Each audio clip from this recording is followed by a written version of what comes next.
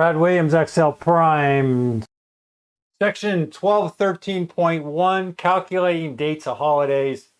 This is more or less a freebie because for you to try to memorize this stuff and for me to try to explain it is just too much. It would take way too much time. Essentially, all it is, it calculates the holiday dates each year.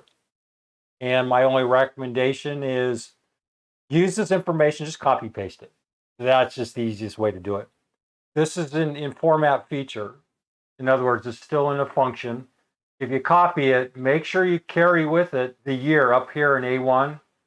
That's your go-to date. If you change it to 2023, this information is going to change. If you go back to 2022, that's the only suggestion I make is if you copy this, be sure to either keep these formulas in place or have another row where you hard copy one. You don't want to carry this data around with you into other formulas. It's just going to get nasty. You need this. You want to carry this formula into your calculation. You can, but I just copy paste in a different column and I carry that over to whatever I want to use. For example, I showed you examples of holiday dates. I didn't carry over these formulas. I just carried over the dates. Well, there you go. There's a freebie.